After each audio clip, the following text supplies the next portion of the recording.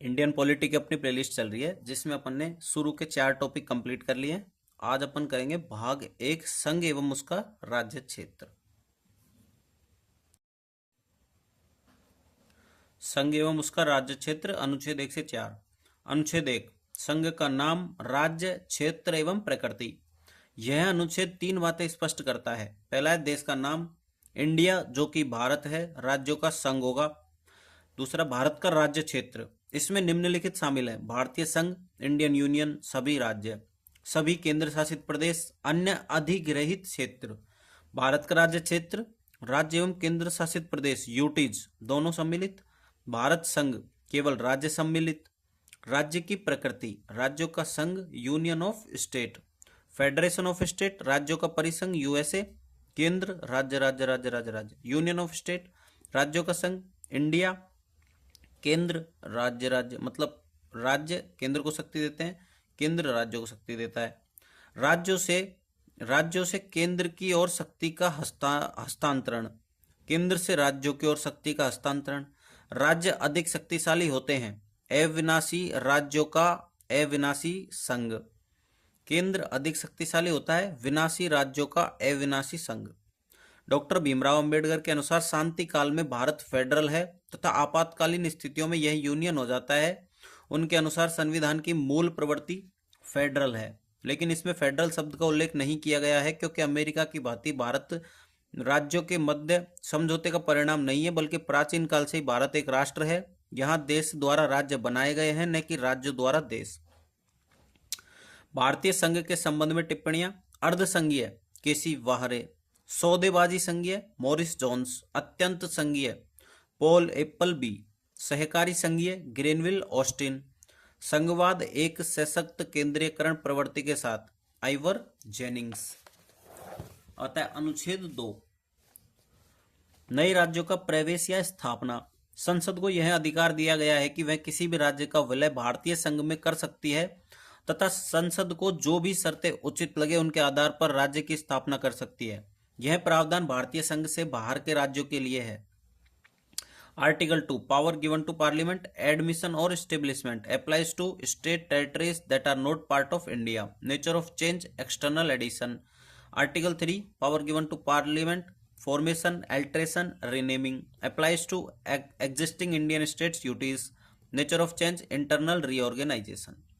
अनुच्छेद 3, नए राज्यों के गठन संबंधी प्रावधान। अनुच्छेद 3 के अंतर्गत संसद को विधि द्वारा निम्नलिखित कार्य करने की शक्ति प्राप्त है: किसी राज्य के क्षेत्र को अलग करके 2 या अधिक राज्यों या राज्यों के भागों को मिलाकर या किसी क्षेत्र को किसी राज्य के भाग में मिलाकर नया राज्य गठित करना, किसी राज्य के क्षेत्रफल में वृद्धि करना, किसी राज्य के क्षेत्रफल को घटाना, किसी राज्य की सीमाओं में परिवर्तन करना, किसी राज्य के नाम में परिवर्तन करना। 18वां संविधान संशोधन अधिनियम 1966 द्वारा अनुच्छेद 3 में संशोधन किया गया, जिसमें राज्य और केंद्र शासित प्रदेश की परिभाषाओं को पुनः स्पष्ट किया गया।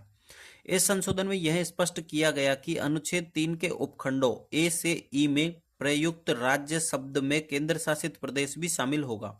नए राज्य के गठन की प्रक्रिया: 5वें संविधान संशोधन अधिनियम 1955 के अनुसार अनुच्छेद 3 में यह प्रावधान जोड़ा गया कि कोई भी ऐसा विधेयक जो किसी नए राज्य के गठन से संबंधित हो तब तक संसद में प्रस्तुत नहीं किया जा सकता जब तक कि राष्ट्रपति द्वारा उसे संबंधित राज्य विधानमंडल के पास उसके विचारार्थ नहीं भेजा गया हो तथा राष्ट्रपति द्वारा निर्धारित या बढ़ाई गई समय सीमा समाप्त नहीं हो जाती, चाहे राज्य विधानमंडल ने अपनी राय दी हो या नहीं। यह विधेयक राष्ट्रपति की पूर्व अनुमति से संसद में प्रस्तुत किया जाता है। राज्य विधानमंडल की सहमति या असहमति का विधेयक की स्वीकृति पर कोई प्रभाव नहीं पड़ता। यह विधेयक संसद के किसी भी सदन, लोकसभा या राज्यसभा में प्रस्तुत किया जा सकता है। विधेयक को दोनों सदनों में साधारण बहुमत सिंपल मेजोरिटी से पारित किया जाना आवश्यक होता है। यदि दोनों सदनों के बीच मतभेद हो तो संयुक्त बैठक ज्वाइंट सिटिंग की कोई व्यवस्था नहीं है। संवैधानिक विधि के मानक पाठ्य पुस्तकों जैसे एमपीडी जैन, डीडी बंसु और भारतीय संसद पर प्रामाणिक टिप्पणियां यह स्पष्ट करती है कि राज्यों के पुनर्गठन से संबंधित विधेयकों के संदर्भ में संयुक्त बैठक ज्वाइंट सिटिंग की कोई संवैधानिक अनुमति नहीं है। राष्ट्रपति इसे पुनर्विचार हेतु नहीं लौटा सकते, किंतु स्वीकार या अस्वीकार किया जा सकता है। करंट अफेयर्स: हाल ही में केरल विधानसभा ने केरल राज्य का नाम बदलकर केरलम करने का प्रस्ताव पारित किया। इसी तरह पश्चिम बंगाल विधानसभा भी नाम बदलने का प्रस्ताव पारित कर चुकी है। हालांकि यह प्रस्ताव केवल सांकेतिक है, क्योंकि राज्य का नाम बदलने की शक्ति संसद के पास है। राज्यों में नए जिलों का निर्माण या नाम बदलना। हाल ही में राजस्थान में नए जिले बनाए गए व उत्तर प्रदेश में कुछ जिलों के नाम बदले गए। किसी राज्य में जिले बनाने की शक्ति उस राज्य सरकार के पास होती है तथा इसके लिए अधिनियम की भी आवश्यकता नहीं होती है। यह सरकार की अधिसूचना के आधार पर किया जा सकता है।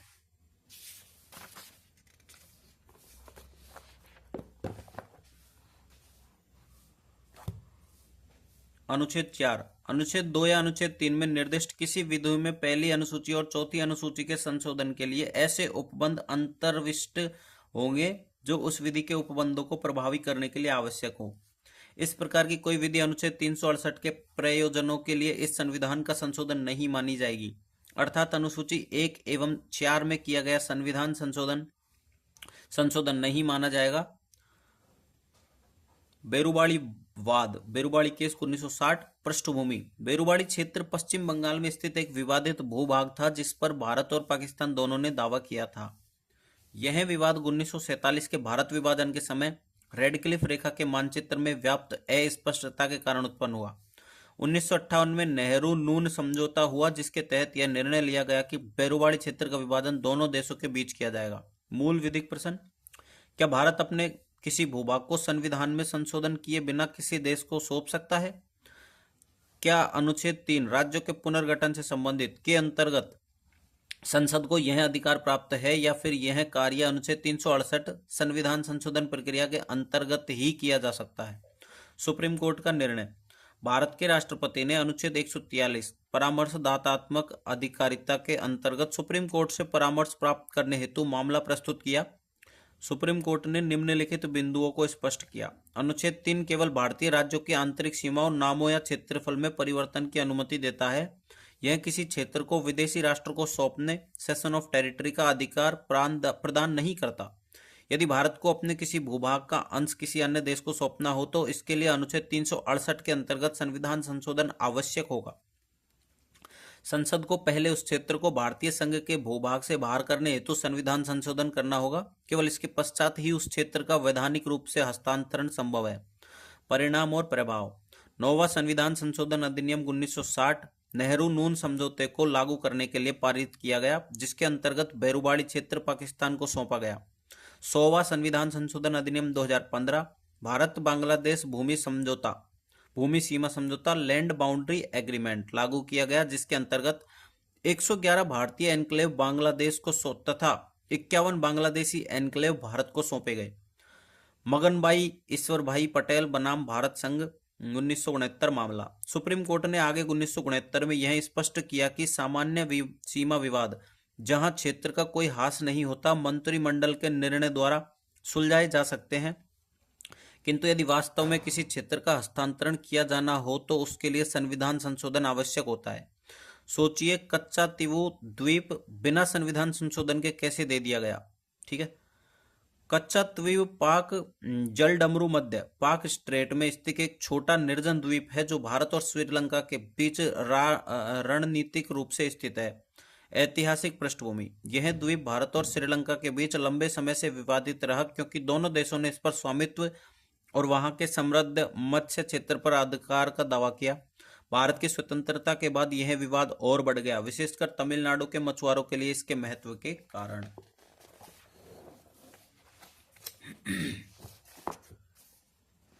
1947 का समझौता, 1974 का समझौता। 1974 में भारत प्रधानमंत्री इंदिरा गांधी और श्रीलंका प्रधानमंत्री श्री मावो भंडार नायके की सरकारों ने एक समझौता पर हस्ताक्षर किए, जिसके अंतर्गत कच्चा द्वीप को श्रीलंका का हिस्सा माना गया।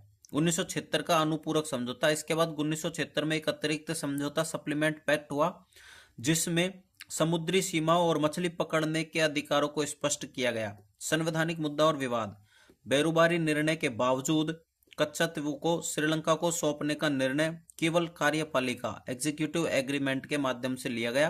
कोई संविधान संशोधन या संसद की स्वीकृति नहीं ली गई।